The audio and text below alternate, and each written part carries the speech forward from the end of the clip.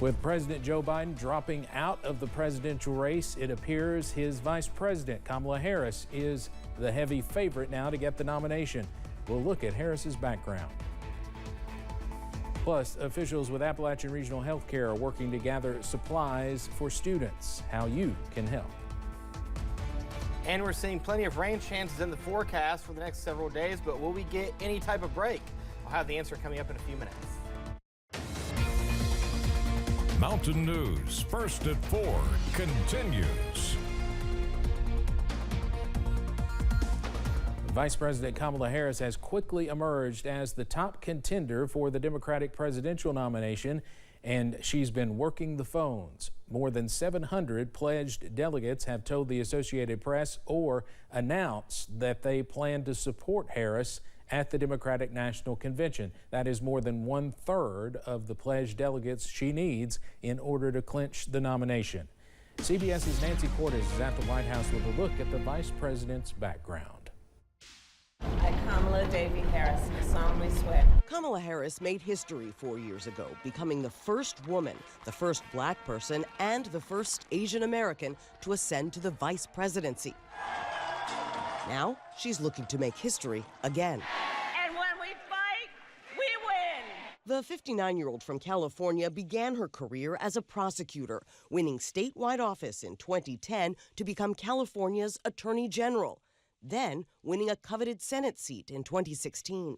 Can you think of any laws that give government the power to make decisions about the male body? Her sharp questioning as a member of the Judiciary Committee drew national attention. And just 3 years into her first term, she made a bid for the Democratic presidential nomination. After she dropped out, she was tapped by Joe Biden to be his running mate. But while I may be the first woman in this office, I will not be the last.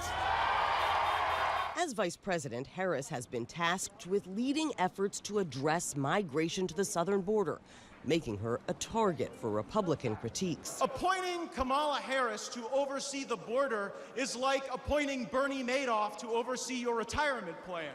She has also been the administration's fiercest advocate when it comes to reproductive rights. Donald Trump thinks the government is in a better position to tell women what's in their best interest. Over the past few weeks, as Biden faced mounting pressure to step aside, she remained staunchly supportive. Joe Biden is our nominee. He, in turn, insisted she is ready to do his job if called upon. What is it about her attributes and her accomplishments over the last 4 years that make her ready to serve on day one if necessary? First of all, the way she's handled the issue of freedom of women's bodies to have control over their bodies. She is qualified to be president. That's why I picked her. Nancy Cordes, CBS News, the White House. Harris says she wants to earn the nomination, and to prove that, she spent more than 10 hours yesterday making phone calls to more than 100 politicians, advocacy, and labor leaders. And her campaign says it took in $49.7 million from grassroots supporters Sunday, the biggest fundraising day of the 2024 election cycle. Governor Andy Beshear has been named as a potential vice president on the Democratic ticket. Beshear said on the MSNBC show Morning Joe earlier today he is endorsing Harris for president. Governor Beshear did not specifically say if he would accept an invite to run as vice president if that comes, but the governor said he would consider any opportunity to help Kentuckians and Americans. Well, we had a soggy start to the work week, and now the rain chances continue across the southern and eastern part of the viewing area. But in terms of temperature, we are in the 70s and 80s, 79 Hazard, 76 Harlan, 77 Jonesville. Manchester's at 83, London's at 82, Somerset is checking in with a temperature of 84 degrees. But that humidity, though, it is up. And you can see the rain being picked up on live pinpoint Doppler radar just to the southwest of Middlesboro, to the east of Pikeville. That cell is pushing its way out of the viewing area, but just to the west is another round of rain that we'll be keeping an eye on over the next several hours. So with that, rain chances will stay in the forecast. By the time you join us at 5, we'll see a temperature at 81 degrees. By the time you join us at 11, we'll be at 72. And then at 5 a.m., we'll see temperatures around 69 degrees. So when you wake up in the morning, we'll see temperatures in the mid to upper 60s. Now, in the extended forecast, there is a little bit of a hint that temperatures start to return above normal. But when? I'll have that answer in a few minutes. Steve. All right, Eric, thanks. This weekend will mark 2 years since the historic flood in July 2022. WYMT's Caroline Mueller tells us how one organization is still helping communities rebuild.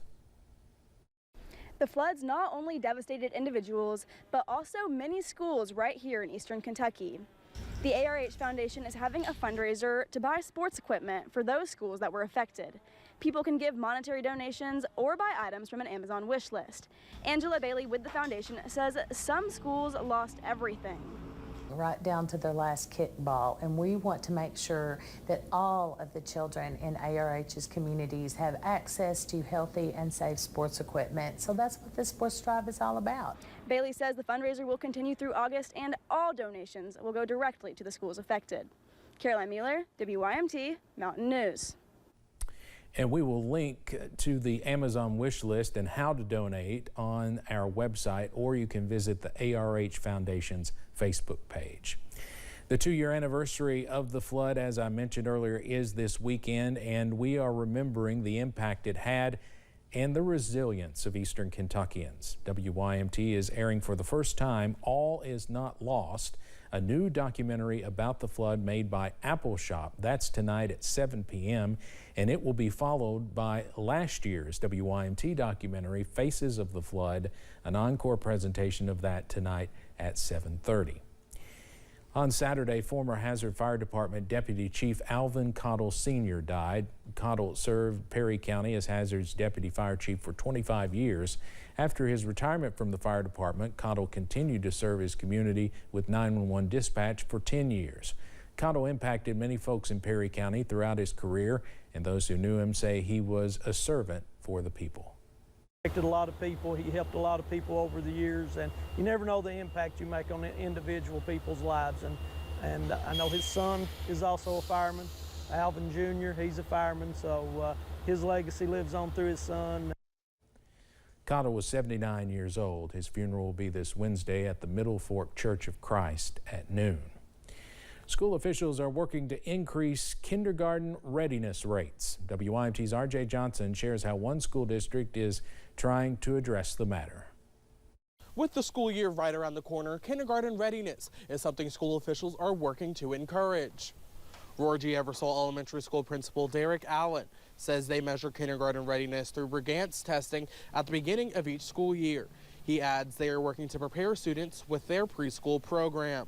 What we've tried to do here at Hazard Independent is really collaborate with our preschool program. Number one, we've expanded our preschool program, so we're serving more students, but also collaborate between our kindergarten teachers and our preschool teachers to make sure that students are getting what they need to know.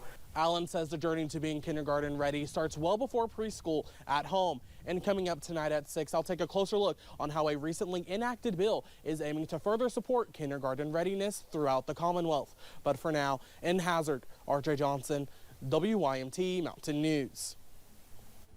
Allen says they have seen rates increase. However, they are working to ensure as many kids are ready as possible. The Kentucky Office of Highway Safety traveled to KSP Post 13 in Hazard to announce the Rural High Five Seatbelt Initiative in Perry County. Back in 2019, Perry County ranked #1 in the state of Kentucky in crash fatalities, and the High Five program is meant to lower those numbers. The High Five initiative focuses on seatbelt usage and safety while having a focus also on educating the community. With the High Five program, we're looking at the 3 E's. The first one being education. That's where we want to focus majority of our efforts into, and that not only is with motoring drivers, but we also want to start them a little younger than that as well, in school age, making sure they're getting in the habit of wearing that seatbelt. The High Five program will give both the Perry County Sheriff's Office and KSP Post 13 $10,000 to implement the program.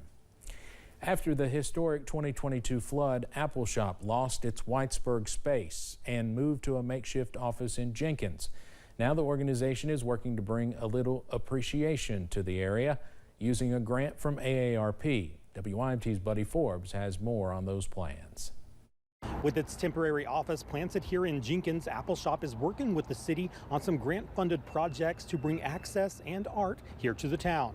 Appalshop was awarded an AARP Community Challenge grant to help repair the city's sidewalks, install new benches, and add community art to the city of Jenkins.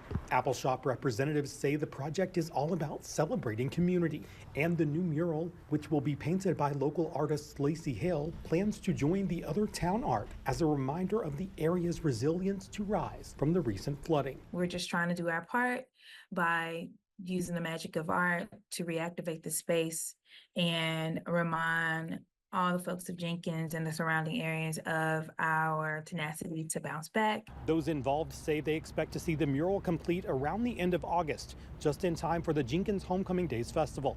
In Letcher County, Buddy Forbes, WYMT Mountain News. The mural will be painted on the side of the building at the bottom of Lakeside Drive. Hear more about the project coming up at 6 and 11. But next year on First at 4, how a small business is looking to change employment numbers through food. And in the world of weather, rain and thunderstorm chances will linger. The highs will stay near normal, but there's a hint of above normal temperatures that will make a return somewhere. Details in the First Alert forecast in a few minutes. Stay with us.